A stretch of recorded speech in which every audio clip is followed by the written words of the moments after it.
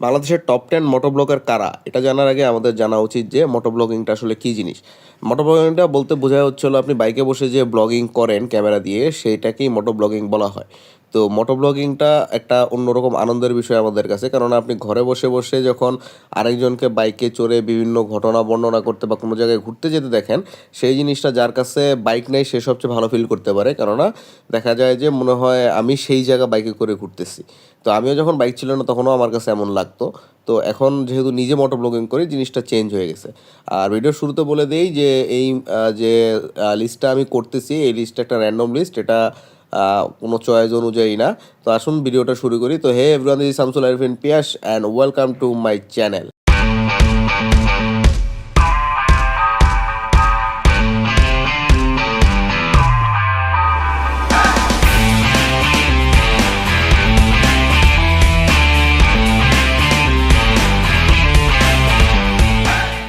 আমার র্যাঙ্কিংয়ের 12 নম্বর অবস্থানে আছে thunder block. Thunder block actually ranking হিসেবে 12 নম্বর না, অনেকের সাথে হয়তো আমার দ্বিমত হইতে পারে, কিন্তু থান্ডার ব্লগের ভিডিও আমার কাছে খুবই ভালো লাগে। বিশেষ করে সে দেশের বাইরে দেশে বিভিন্ন জায়গায় যেরকম ট্যুর দেয় এবং তার চ্যানেলে যেই ধরনের ইনফরমেটিভ ভিডিও পাওয়া যায়, তো ভাল লাগে। এবং তার সিনেমাটোগ্রাফি কোয়ালিটি অসাম। আশা করতেছি একটা সময় হয়তো আমিও আমার মোটোব্লগের মধ্যে এইসব জিনিস নিয়ে আসতে পারবো এবং ইনশাল্লাহ দেশের বাইরে ট্যুর দিয়ে হচ্ছিলো সেখানেও মোটোব্লগিং আপনাদের সাথে শেয়ার করতে পারবো।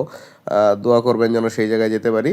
তো ওনার ব্লগ আমার কাছে ভালো লাগে, সেই তুলনায় আমার কাছে লাগে ওনার সাবস্ক্রাইবার কিছুটা কম। এরপরে 11 নম্বরে আসতেছে সানিগিরি। সানিগিরি আমার পার্সোনাল ওপিনিয়ন অনুযায়ী 1 নাম্বার। কেননা তার ভিডিও কোয়ালিটি, তার সিনেমাটোগ্রাফি অসাধারণ, কিন্তু তার সাবস্ক্রাইবার মাত্র 1,26,000 বা এর আশপাশে। এটা আমার কাছে খুবই কম লাগে। আমি তার রেগুলার একজন ফলোয়ার এবং আমি তাকে দেখে হলো অনেক কিছু নিজে শেখার চেষ্টা করি। তো সানিগিরি আমার কাছে 1 নাম্বার, যদিও আমি ভিডিওতে র্যাঙ্কিংয়ে তাকে 11 নম্বরে রাখছি। এরপরের পজিশনে যদি আমি রাখি তাহলে রাখবো হলো নেক্সট গিয়ারকে। নেক্সট গিয়ারকে এই জন্য রাখবো কেননা আমি নিজে যদি কোনো বাইকের রিভিউ বা নতুন কোনো বাইকের আপডেট সম্পর্কে জানার জন্য কোনো ভিডিও খুঁজি, আমি সবার আগে খুঁজি নেক্সট গিয়ার কোনো ভিডিও আপলোড করছে কিনা। উনি মোটামুটি প্রতিটা রিভিউ পজিটিভ দেওয়ার চেষ্টা করে, পজিটিভ নেগেটিভ সবই উনি। আমার কাছে যেটা লাগে যে উনি সত্যিটা মানুষের কাছে তুলে ধরে। তো ওনার মোটামুটি চ্যানেলে 4 লাখের কিছু উপরে হয়তো সাবস্ক্রাইবার আছে। আর ওনার আমারও লাগে, এখনও লাগে যে ওনার ভিডিও কোয়ালিটি অনুযায়ী ওনার সাবস্ক্রাইবার কম। তো উনি মোটামুটি দেশের বাইরে দেশে অনেকগুলি ট্যুর দিছে, আমি ওনার ট্যুর ভিডিও ফলো করি। তো এরপরে যদি আমি বলি তাহলে হলো আমার কাছে হলো বাইক লাভার ব্যাচেলর তারপরে র্যাঙ্কিংয়ে। যদিও বাইক লাভার ব্যাচেলর একসময় আমার কাছে খুবই পছন্দের একজন ব্লগার ছিল, যার চ্যানেলে 2 লাখ+ সাবস্ক্রাইবার আছে।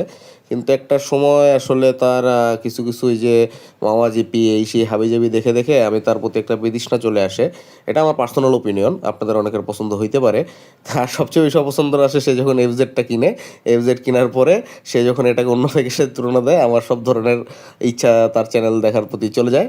এরপর যদি বলতে হয় তাহলে আসে ওয়েন ব্লগস। ওয়েন ব্লগসের ভিডিও আমি সত্য কথা বলতে আমি দেখি নাই, হাতে গোনা কয়েকটা ছাড়া। তবে তার সাবস্ক্রাইবার অনুযায়ী তার কোয়ালিটি এবং ভিডিও কোয়ালিটি আমি যে কয়টা দেখছি খুবই ভালো। কিন্তু তার পার্সোনালি আমার কাছে তাকে পছন্দ হয় না, এটা অনেকের সাথে আমার মিলবে না। তার ফলোয়ারের সংখ্যা অনেক। তো তার ভিডিও কোয়ালিটি খুবই ভালো। সে বড় বড় ইভেন্টগুলিতে যে হচ্ছিলো আমাদের সাথে মোটামুটি সব ধরনের ভিডিও ইনফরমেশন শেয়ার করে। এরপরে যদি আমি বলি তাহলে হলো ক্রেজি রাইডার। ক্রেজি রাইডারকে আমি এই লিস্টে রাখতামই না, কিন্তু এই লিস্টে রাখছি শুধুমাত্র তার সাবস্ক্রাইবার সংখ্যার কারণে। ক্রেজি রাইডার হলো আমি যদি সহজ বাংলা ভাষায় বলি ছাপরি। এবং ছাপরি আমি দুই চোখে দেখতে পারি না। তার ফলোয়াররা যদি কেউ ভিডিও দেখে আমাকে দুটা গালিও দেয়, আমার কিছু যায় আসে না। ছাপরি যদি অ্যাক্সিডেন্ট করে মরে যায় আমরা খুশি হই, কারণ এইসব বাইকারদের কারণে আমরা হলো গালি খাই। সে ব্লগ করবে, এগুলি দিবে, এতেও আমরা গালি খাই। এরপরে যদি আমি বলি তাহলে হলো এমএসআই ব্লগ। এমএসআই ব্লগ সবার কাছে পরিচিত এবং এমএসআই ব্লগ আমার সবচেয়ে পছন্দের ইউটিউবার। আমি ওনার ভিডিও দেখে ওনার ডেইলি লাইফ মোটো ব্লগ দেখে ইউটিউবে চ্যানেল খোলার ইন্সপিরেশন পেয়েছি এবং আমার যে জিক্সারটা কিনছি এটাও ওনার জিক্সার ব্যাগটা থাকার কারণে। যদিও সে এখন এমটিতে শিফট করছে, এটা আমার কাছে খুবই দুঃখের। আমি আশা করি সে আবার এমটি থেকে জিক্সার 250 হোক 155 হোক ব্ল্যাক জিক্সারে ব্যাক করুক, আমি একই বাইক আমরা চালাবো। এরপরে এক্সট্রিম বাইকার মিশন। এটা নিয়ে আমার মনে হয় একটু কনফিউশন, মিশন না মিজান হবে। এও জাত ছাপরি। এইসব ছাপরিরা তারা পশ লাইফ দেখাবে, এদিক ওদিক যাবে, মাওয়া জিপি দ্বীপে। দিন শেষে এদের রাস্তায় গুলি করে মেরে ফেলা উচিত। কেননা এই আমি যে কজন ছাত্রী আমার এই ভিডিওর মধ্যে আজকে নিয়ে আসবো এরা সবগুলোই সাবস্ক্রাইবারের জন্য এই লিস্টে ঢুকছে, কিন্তু এদের ভিডিও দেখে আপনারা মজা পান যাই করেন, এইসব ছাত্রীদের জন্য আমরা রাস্তায় গালি খাই। তো এইসব ছাত্রীকে অ্যাভয়েড করার চেষ্টা করবেন। তো ছাত্রীদের কথা বলতে বলতে আমার most favourite of road racer the outsider. আউটসাইডারের ইন্ট্রোটা দেখলেই হচ্ছে হলো তার ভিডিও দেখার প্রতি একটা ইন্সপিরেশন চলে আসে।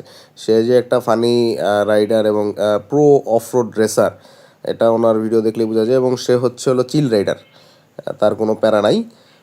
তো বর্তমানে সে দেখলাম একটা হাইলাক্স গাড়ি কিনছে, আপনার নেভি সেনাবাহিনীর যে গ্রিন কালারটা সোয়েটার।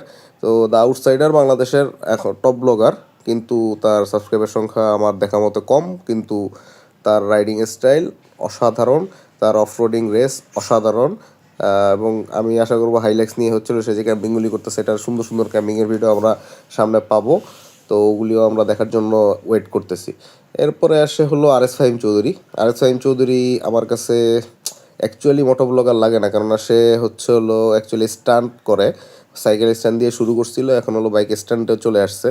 আর তার টিম নিয়ে তারা গাড়ি বাইক সব কিছু নিয়ে ট্যুর করে। প্রপার মোটো ব্লগার আমি ওনাকে বলবো না, কিন্তু ফ্যান ফলোয়ারের দিক দিয়ে ওনার 3-এ না থেকে 1-এ থাকা উচিত। কিন্তু যেহেতু সে প্রপার মোটো ব্লগার না, আমি এই কারণে তাকে 3-এ রাখছি। তার ফলোয়ার সংখ্যা আমি এখানে না বলাই ভালো। বাইক এবং সাইকেল স্ট্যান্ড জগতে সে একটা অন্য রকমের পথিকৃৎ বলা যায়। এরপরে আসে Omar on fire. Omar on fire আমার কাছে মোটো ব্লগার কম ফানি কাজ করে, এটাই বেশি লাগে। আমি এক্ষেত্রেও আমি তার হচ্ছে হলো ওভারঅল ভিডিও দেখি না, এবং সে আমার কাছে মোটো ব্লগার কম ফানি মিম বানায় এই টাইপের ব্লগার বেশি লাগে। সে কারণে হচ্ছে হলো তাকে আসলে মোটো ব্লগার বলবো না। এবং কিন্তু তার ভিডিও আমার কাছে ভালোই লাগে, মাঝে মধ্যে দেখতে ভালোই লাগে। সাবস্ক্রাইবারও তার ভালো, বাইক নিয়েও তার কম ভিডিও নেই, তবে বাইক ভিডিও থেকে তার হচ্ছে হলো ফানি ভিডিওই বেশি। সেই কারণে আর কি এতটা পছন্দের না। আমার অ্যাকচুয়ালি আপনি কত মোটো ব্লগারের ভিডিও দেখবেন? আপনি সিলেক্টেড কিছু মোটো ব্লগারের ভিডিও ছাড়া আপনি কি সারাদিন দেখবেন? এরপর আমাদের 1 নাম্বারে চলে আসতেছে দ্য লাল ভাই চকলেট বাইকার। চকলেট বাইকারকে লাল ভাই বলার অনেকগুলি কারণ আছে, এটা আপনারা সবাই জানেন। সে বর্তমানে এসিআইয়ের দালাল এবং লাল কালারের একটা ঠেলাগাড়ি চালাচ্ছে সে। একটা সময় ছিল যখন চকলেট বাইকারের ভিডিও না দেখে হচ্ছিলো কোনো কিছু রিভিউ আমি নিতাম না। সেই চকলেট বাইকার যখন দালালি করে তখন জিনিসটা দেখতে খুবই খারাপ লাগে, কিন্তু তার ফলোয়ার সংখ্যা 8 লাখ প্লাস। আশা করব সে এইসব দালালি বাদ দিয়ে সঠিক লাইনে আবার ফেরত আসবে।